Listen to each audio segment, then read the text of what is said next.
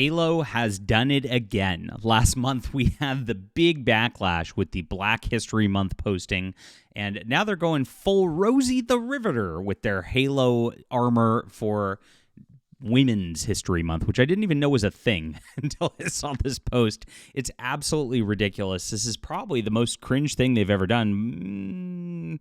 Well, that's tough to say. There's a lot, and we're going to get into all of it just in their history of Halo Studios virtue signaling online in just a moment. Please hit the like and subscribe button and join us here as we talk about all things in fantasy, science fiction, and gaming. Halo's a big one for me. I grew up playing the original Halo, and of course, was such a beautiful science fiction setting and a lot of fun for the game originally, and they've just botched this. Can you think of any brand that's been botched as badly as Halo? If you think about this, it's up there. Microsoft really has done a number on it. And we're covering this and everything at fandompulse.com, which is where you can get all of your pop culture news all the way around. We cover games, comics, movies, and more. So please check it out, guys. It's in the description below. Sign up and support us because this is where you can get these stories that nobody else is covering out there.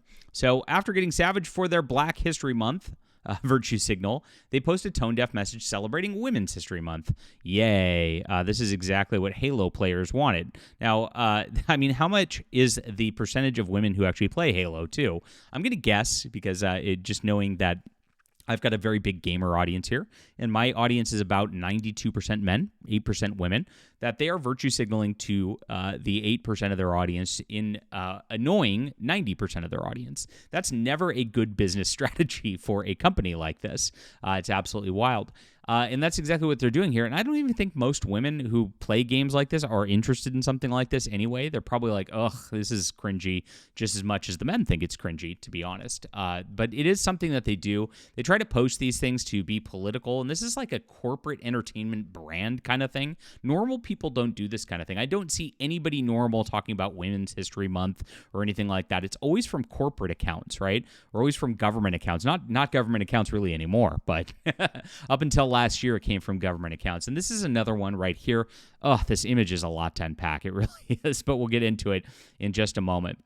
So they've now got this promoting feminist content for Halo, including armor, coating, visor, and emblems. One of the most important rules in Robert Greene's seminal book, The 48 Laws of Power, is master the art of timing, right?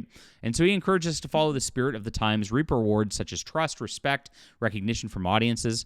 After the post from March 1st, it's clear that feminists driving Microsoft's marketing departments have not read a single thing here, which is ridiculous because they're not getting with the times, and they kind of know they're doing it too, which I'll get into in just a moment. They know that they're upsetting their audiences intentionally at this point to make this virtue signal, so they are doing this like to cut off their own face, basically, to spite their cut off their own nose to spite their face is the saying, and that's exactly what's happening here. So here we are. This is Women's History Month.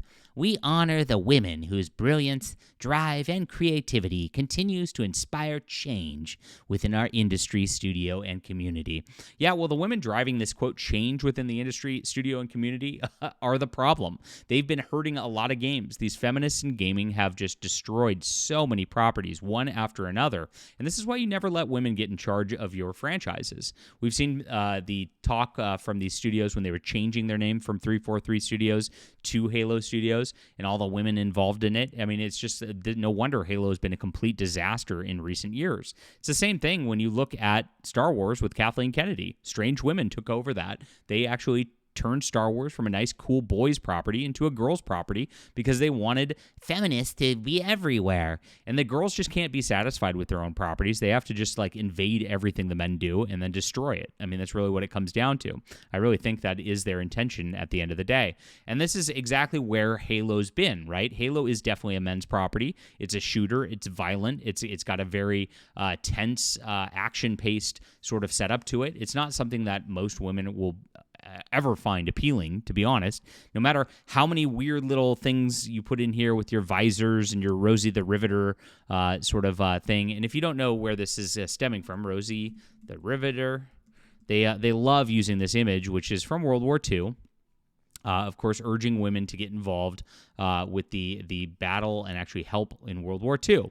But it's not women going to the front lines and fighting and all this stuff. It's women using women's skills to do this is what it was back in the day, because they wanted to help the men in their war effort. That's really what it was all about. It wasn't about some sort of thing that it got redefined as in modern times.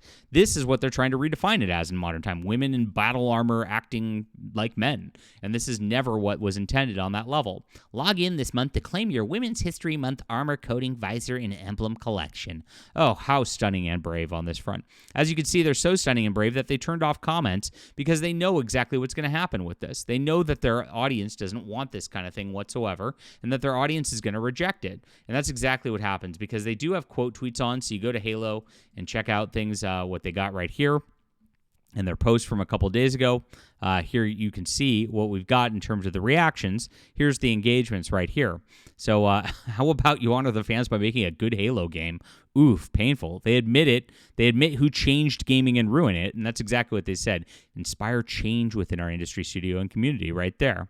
That should get more sales. Somebody laughed at it. Hardly anyone still plays Infinite to give an F about this hollow virtue signaling. If you wanted to honor women's history in Halo, how about a tribute to Cortana and her DEI-driven sanitization instead? Look at how they changed Cortana, who was so beautiful in the 2012 version. And gosh, what did they do? What happened here? Oh my gosh. This is exactly what they do every single time to all of these properties. And that's exactly what's being done to Halo here.